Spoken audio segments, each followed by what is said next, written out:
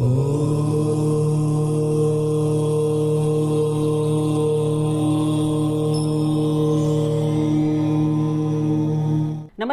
Astro insights with Richa में आप सभी का स्वागत है। मैं हूं डॉक्टर ऋचा शुक्ला। मित्रों, आज आप सभी से बात होगी चंद्रमा से 10वें स्थान का आपकी कुंडली में क्या रहस्य है, क्या महत्व है और इसको किस तरह से देखा या समझा जाना चाहिए।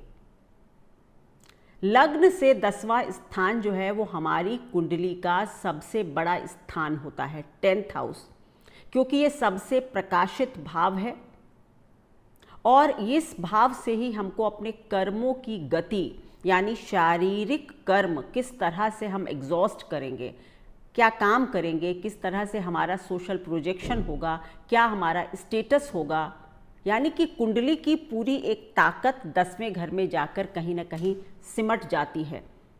10वें घर को ज्योतिष में आकाश भी कहा जाता है, इसीलिए ज्योतिष में इसको कहते हैं कि अगर कुंडली में 10वें घर में कोई ग्रह है तो आपका जो 10वां घर है वो उपचय भाव बन जाता है, अन्यथा नहीं होता।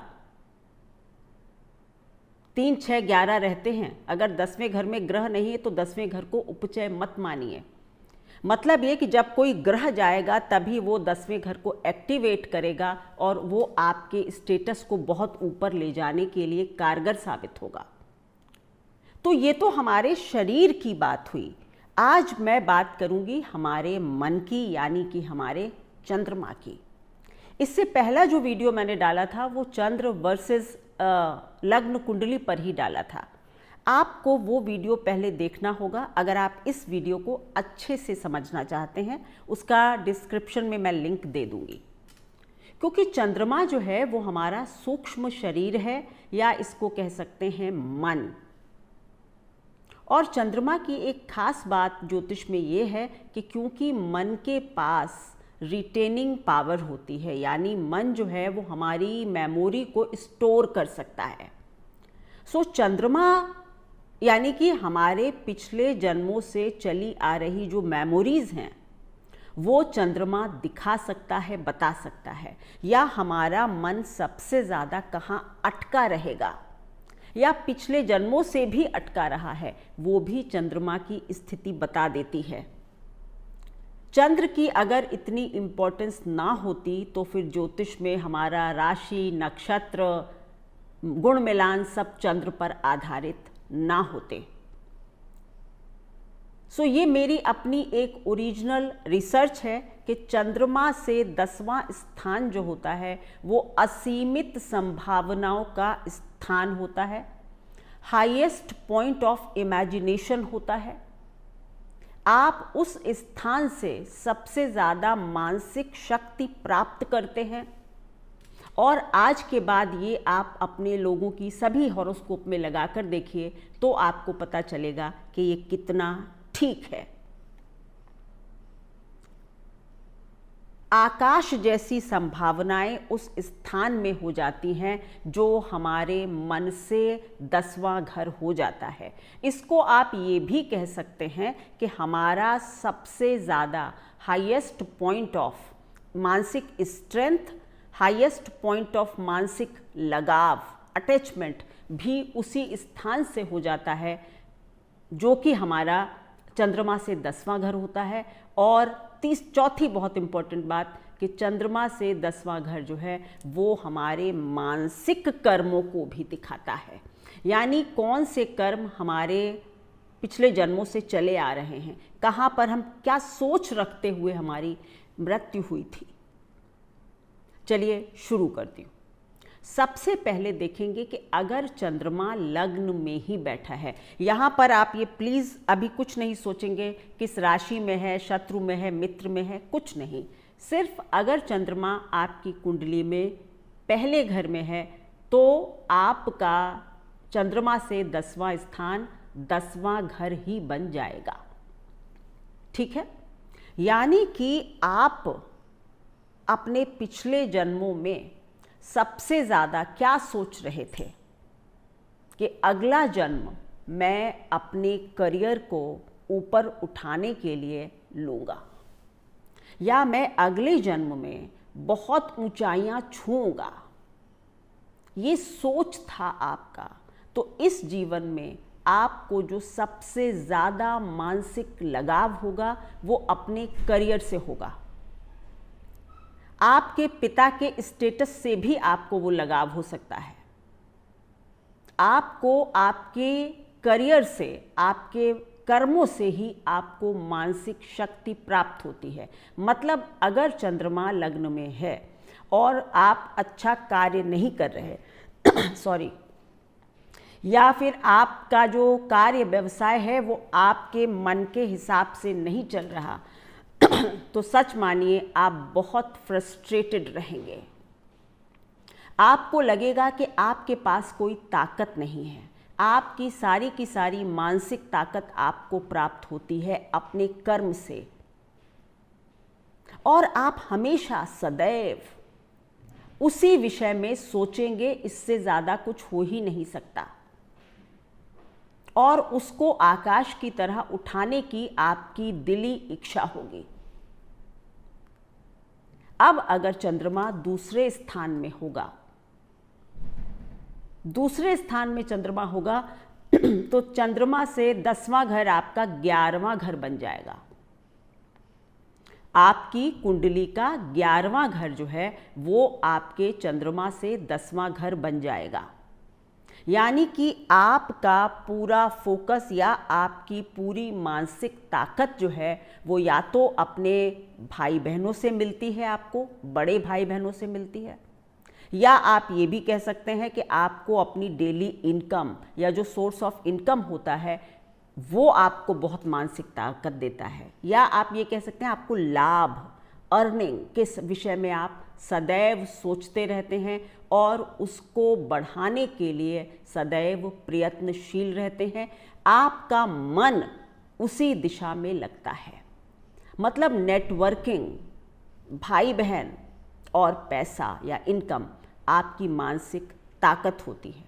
और ये भी सच है कि उसको बढ़ाने में अगर चंद्रमा की स्थिति अच्छी है और उस स्थान में 11वें घर में जो ग्रह बैठा हुआ है वो चंद्रमा के साथ मित्र है, तो ये भी सच है कि फिर आपको इस तरह के नतीजे, यानी कि भाई बहनों से लाभ, ताकत, पैसा मिल भी जाएगा। यानी परिवार से और भाई बहनों से आपका एक पिछला जुड़ाव है और इस जन्म में आप उनसे लाभ ले सकेंगे।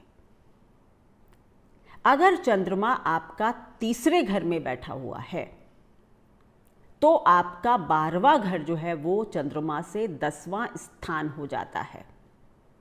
यानी कि आपको ताकत कहाँ से मिलती? सबसे पहले तो ये कि आप हमेशा विदेश की तरफ आकर्षित होंगे।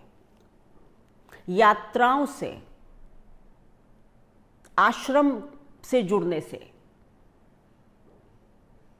आपको मानसिक ताकत मिलती है। यानी कि जब जब आप ड्रेन हो रहे हैं इमोशनली या आप बहुत परेशान हैं, अगर आप एक कोई शॉर्ट ट्रिप ले लेते हैं तो आप एकदम से रिजुविनेट हो जाएंगे। आपको लगेगा कि अब मैं फिर से फोकस कर सकता हूं अपने काम पर।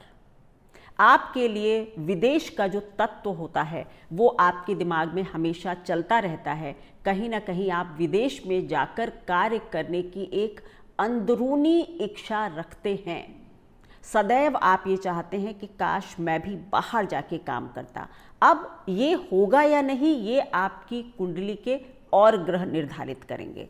चंद्रमा मन है तो आपकी इच्छा यही होगी और आपको मानसिक ताकत यहीं से मिलेगी। कई बार जब आप लग्जरी वगैरह पर स्पेंड कर देते हैं कुछ पैसा तो भी आपको बहुत खुशी होती है और आपको एक कहते हैं ना मानसिक खुशी होती है। आप बहुत अच्छा फील करते हैं when you have a good capability to spend money. ठीक है, भोग विलास में भी आपका मन लग सकता है, यानी वो भी आपको प्लेजर दे सकते हैं। अगर चंद्रमा चौथे घर में है तो चंद्रमा से 10वां घर आपकी लग्न बन जाती है स्वतः। चौथे घर के चंद्रमा जिसका भी होता है वो सबसे ज़्यादा मानसिक ताकत स्वयं से ही प्राप्त करता है। ये एक बहुत इम्पॉर्टेंट बात है। ऐसे लोग जल्दी इमोशनल सहारे नहीं तलाश करते। उनको ये एक अंतर्ज्ञान होता है कि आप अपने सहारे खुद हैं। आप बहुत ज़्यादा इमोशनली किसी के ऊपर डिपेंडेंट नहीं होते हैं।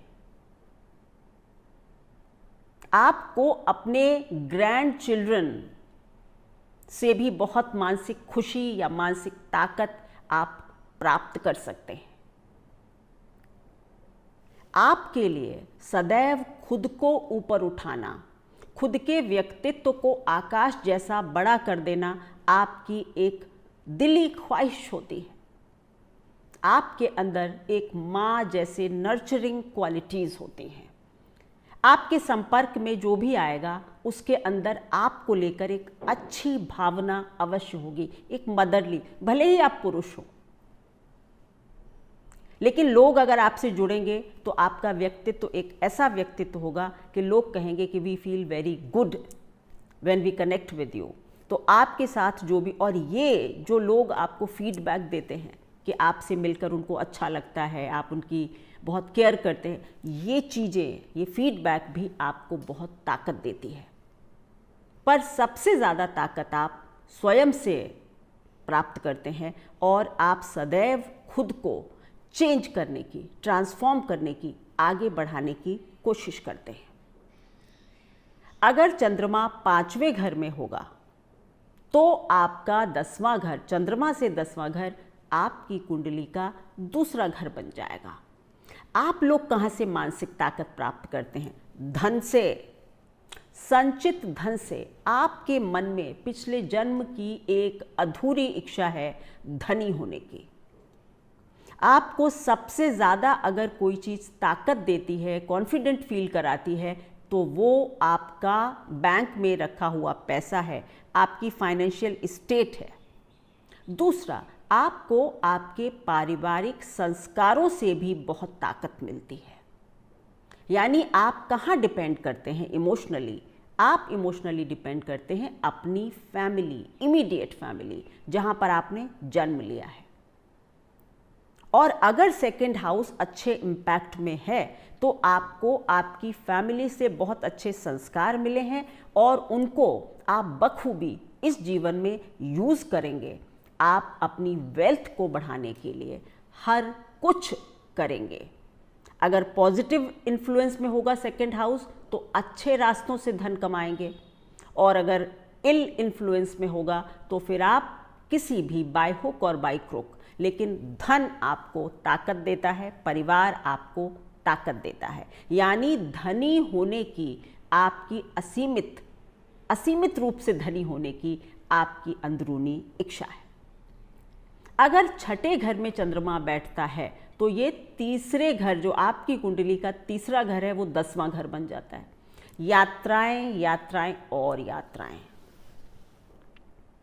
आप लोग जो हैं वो यात्राओं से आपको ताकत मिलती, शॉर्ट ट्रेवल्स। मैं यहाँ पर विदेश यात्राओं की भी बात नहीं कर रही हूँ। आपकी कम्युनिकेशन जो है वो आपकी ताकत है।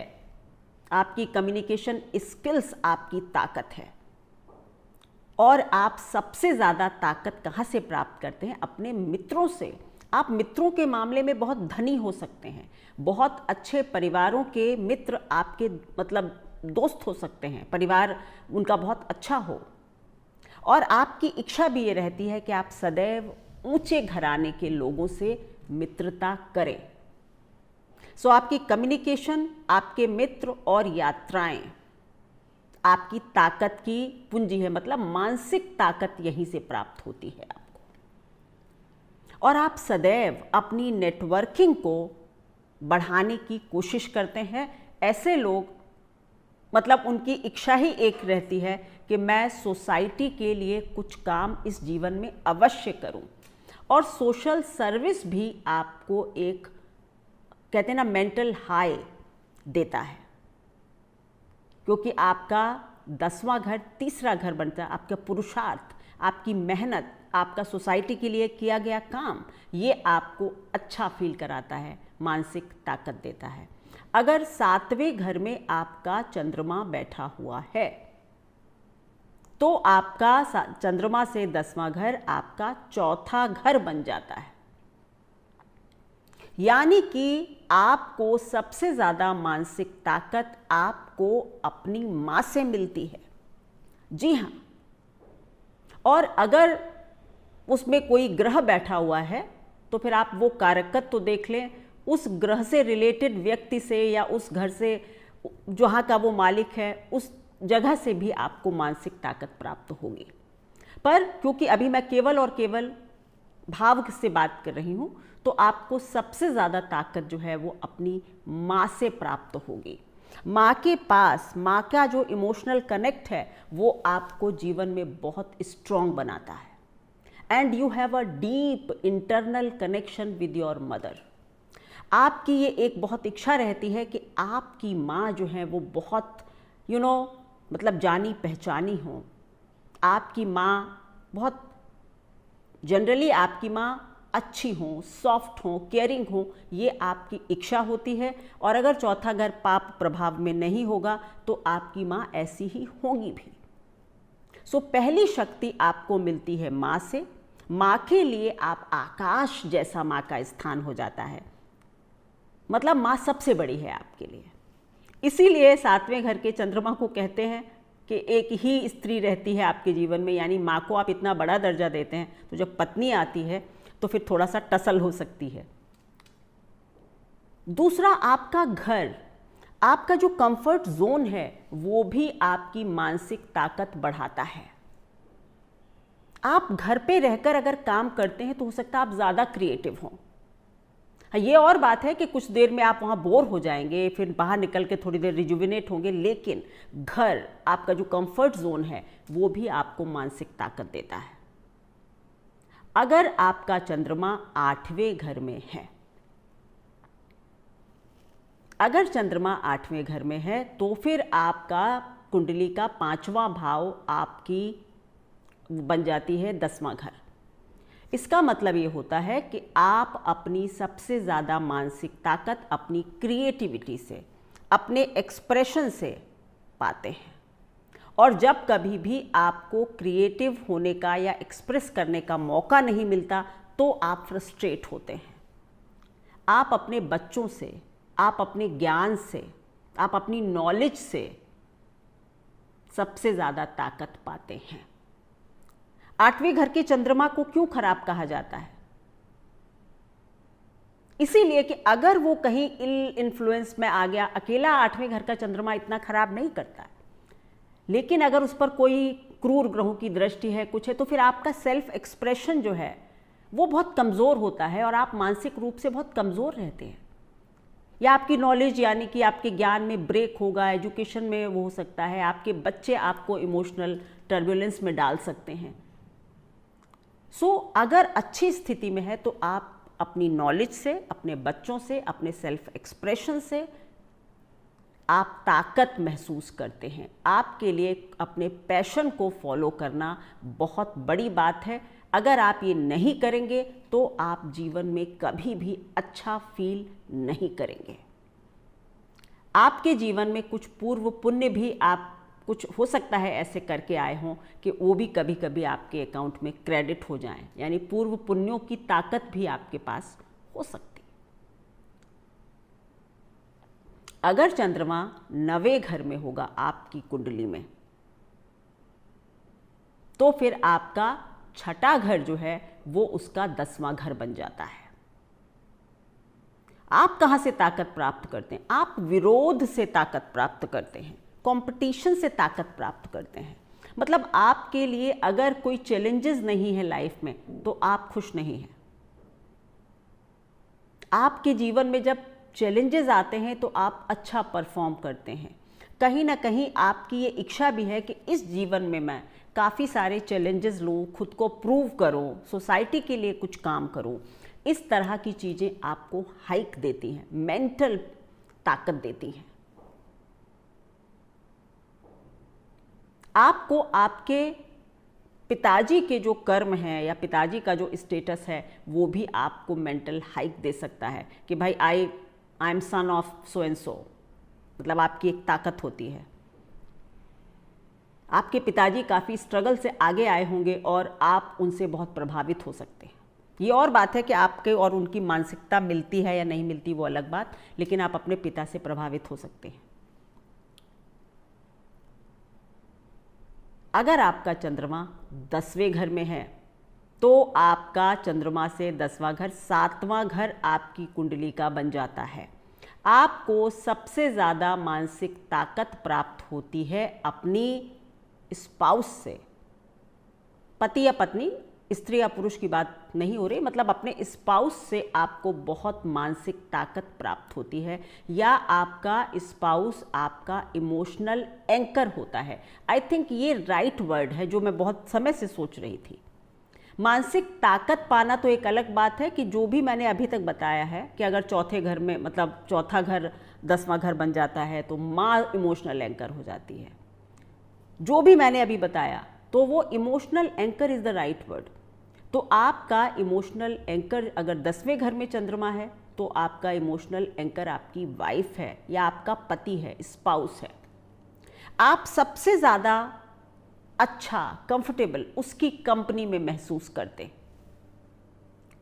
दूसरा, आप अपने पार्टनरशिप्स, लाइसेंस, रिलेशनशिप्स, इनसे भी बहुत ताकत अर्जित करते हैं। व्यवसाय में कुछ बड़ा करने की आपके पिछले जन्म की अधूरी इच्छा है। व्यवसाय में कुछ बड़ा करने की एक अधूरी इच्छा है, तो आप बहुत इंडस्ट्रियस होते हैं। कई काम बदलेंगे आप अपनी ज़िंदगी में, लेकिन जब तक सफल नहीं होंगे चैन नहीं आएगा। 10वें घर का चंद्रमा जो है वो कई काम बदलवाता है, लेकिन इसीलिए क्योंकि जो प्रोग्रेशन 10th to 10th है वो 7th हाउस है। तो जब तक आपका अपने मन का, अपने हिसाब का कोई आप व्यापार काम नहीं कर लेते, तब तक आप अपने काम को बदलते रहते हैं। तो व्यापार, पत्नी, रिलेशनशिप्स, पार्टनरशिप्स आपके इमोशनल एंकर होते।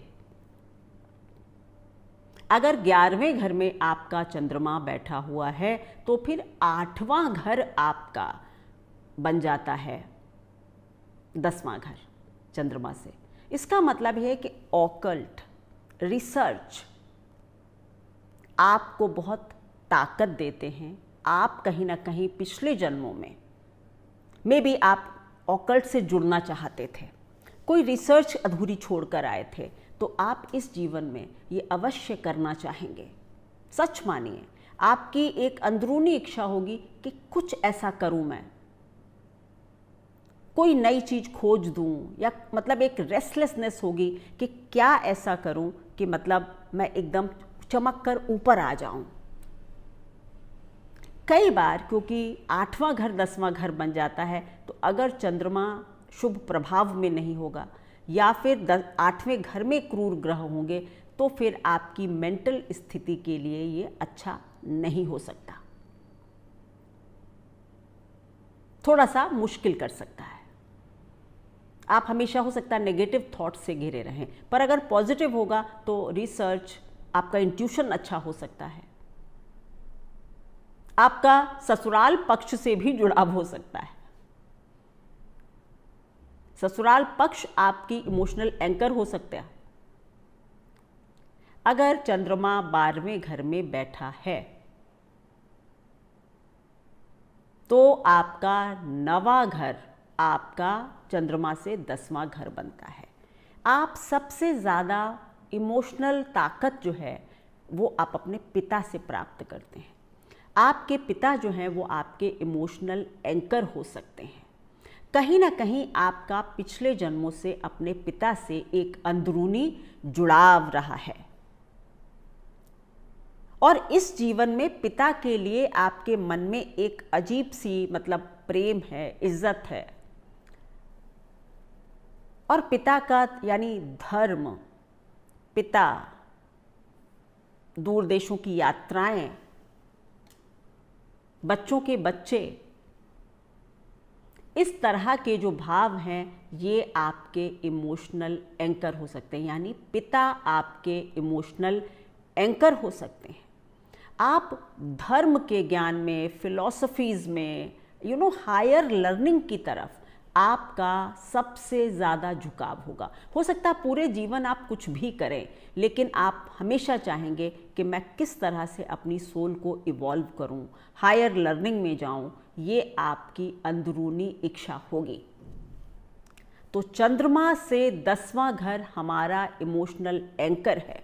हमारे जीवन में हमारी सबसे बड़ी मानसिक ताकत को दिखाता है और सबसे बड़ी अंदरूनी अनफुलफिल्ड डिज़ायर या कर्म को भी दिखाता है कि हम इस जीवन में क्या करना चाहते हैं। मन से सबसे ज़्यादा हमारा मन किस भाव में लगेगा। तो ये थी मेरी एनालिसिस चंद्रमा से 10वें घर का रहस्य। धन्यवाद। अगर आपको मेरे वीडियोस अच्छे लगते हैं तो प्लीज़ लाइक करें, शेयर करें, सब्सक्राइब करें चैनल को। धन्यवाद।